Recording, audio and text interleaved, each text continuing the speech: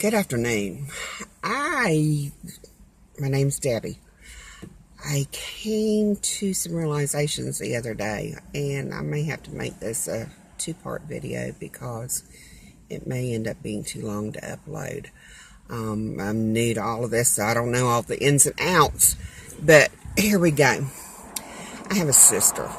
She's my sibling, the only sibling I have, and I love her dearly, but her and I, like a lot of siblings, are as different as daylight and darkness.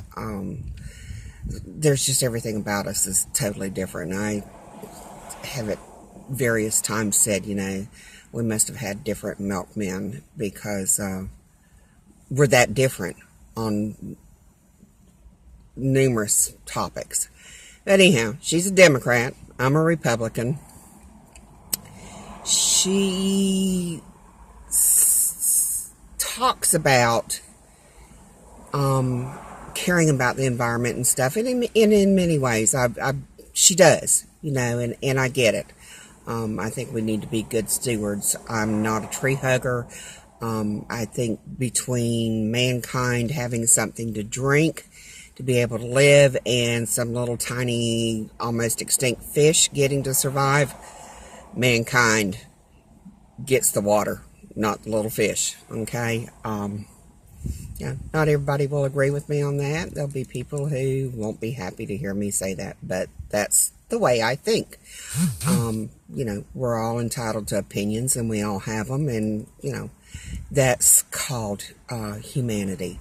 So anyhow, the other day, her and I don't talk politics. We don't see eye to eye at all, but the other day she sent me an article by text message, and I read it, and I was quite surprised because it does have to do with politics, and it was supposedly written by a former president of the United States, and while it was nicely written, the grammar was good and punctuation was good, I knew it could not have actually been penned by him because he's like 92 years old these days, and last time I heard him talk, he didn't have it all going on, and that happens when people become elderly. And particularly by the time you're 92, you have every right in the world and every reason in the world to be able to not have it all going on and not have all your oars in the water. You've been paddling for 92 years. It's time to relax. But anyhow, the gist of the article was that, establishing faith in the election system here in the United States and making sure that those of any race or creed has access to voting. And I was like, why would anybody think that because of your race or your creed will limit you as to whether you have access to voting? Okay. And I sent some text back to her on my thoughts on the topic, and I told her, I really enjoyed reading the article, and I appreciated the fact that she'd sent it to me, and she asked a few questions, and I responded to my, thoughts on the matter, and then she just got all bent out of shape, and she said,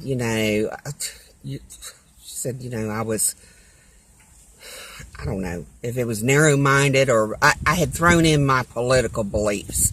So therefore, I would come to the conclusions that I came to. Okay, here's my conclusion, first off. Number one, I am a person who believes that in order to make an informed decision, you have to have facts. In order to be able to come off it and say, hey, this isn't right. Okay, that being said, here's what I'll say. The article said people don't have there's people that are discriminated against, per se, because of their color or their creed or whatever, their economic situation when it comes to voting.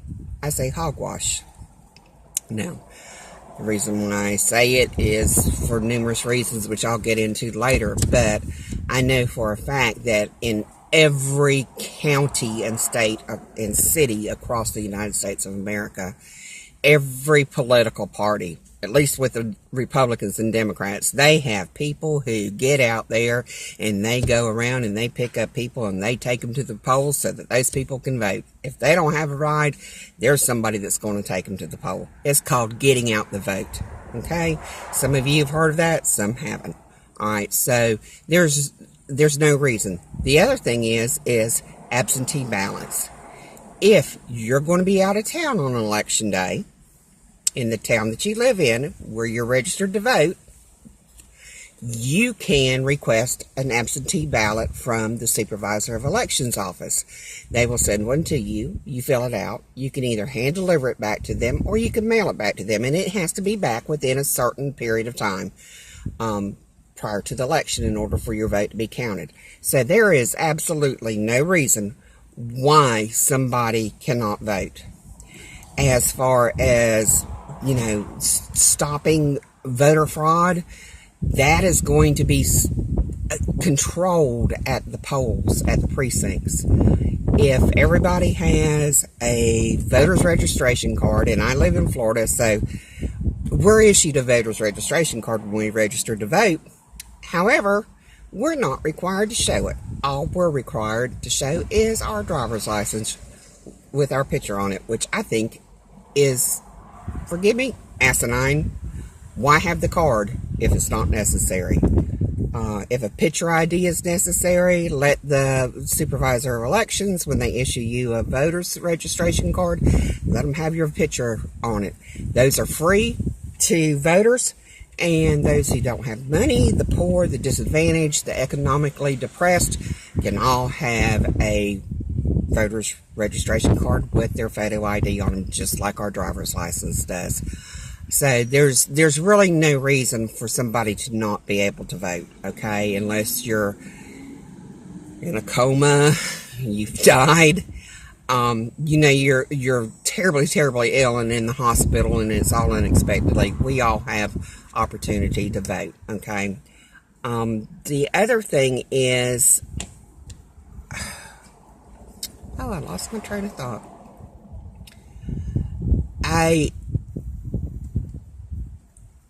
With voter fraud, I think probably the one way that could be controlled more, at least in this state, is if people weren't allowed to register to vote when they get their driver's license, either for the first time or renewed, because I think that's something that needs to be left at the supervisors of elections office. That's their job and responsibility.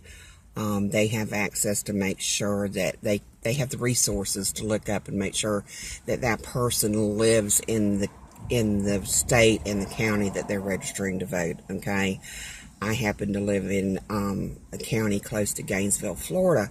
I can't go to Gainesville and vote. I have to vote in the county that I live in, all right? I don't know how it's done in the north, but that's the way we do it here in Florida, okay? Of course, we do hurricanes too, so not everybody does hurricanes. All right, I digress. Anyhow, so my comments to her was that he made comments in his article that would lead people to believe that there are people in this country that are discriminated against to vote. And that's actually not true at all. And when you have all of the facts, you know that's not true. But the article doesn't give you all of the facts. It just makes statements, okay? It makes flat statements that have no proof and behind them and no facts to back up their statement. The other thing it talked about was that political candidates have access to voters' information. Yes, they do. I was a candidate many years ago for our local a local office that was open, and yes, I could had the ability to obtain voter information. However, that information was private, and I had to respect that privacy, and basically is what the information contained was the person's address, their phone number, their name, male or female, their age, the demographics of how they vote. Were they a staunch Republican? Were they a staunch Democrat? Did they cross party lines? How frequently did they vote? Were they a primary election and general election voter, or did they just vote in the general elections? Okay, that is the information that was provided. You know, there's no social security numbers, people. You know, it's not like they can do. You can't go around, you know, scamming these people. So I don't have a problem with that. So anyhow, that's how the voting process works, and that's the information that is available to political candidates. And yes, they do have to pay the Supervisor of Elections office, at least here in Florida, for that information. So anyhow, that is the gist of it, and my sister was very, very livid with me. I realized that this is why people out there, and you know, they get all irate about things, and they're out there protesting. They're getting all upset when their presidential candidate doesn't win they need. You know, they're just depressed for weeks on end, and they're crying, and you know, months later they still can't believe that, you know, blah blah blah, Hillary didn't win. You know, and she's had a dozen different ways of Sunday for reasons of why she didn't win, from Russia influencing our elections to Donald Trump's collusion with them to now the current one is white women's husbands and boyfriends wouldn't allow them to vote for her. Really, Hillary? Really?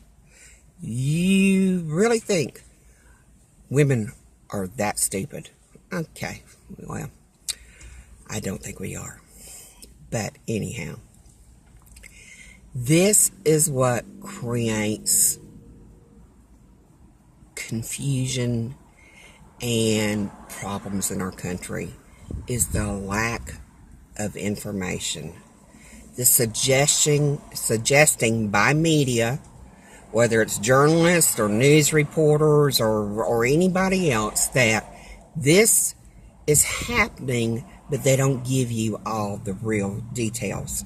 They give you just what they want you to know, and then you draw your own conclusion, which is natural. You know, you think, oh, I read this article, this so-and-so wrote it, he's very knowledgeable, you know, he was a president, he's been, you know, big at helping people that are, you know, unfortunate and homeless and this, that, and the other. That's all well and fine. He's done wonderful things. But the article was misleading. It would cause the reader to come to incorrect conclusions. And now I know why my sister and I don't ever agree on politics, because she's a snowflake, and she, you know, she's very smart.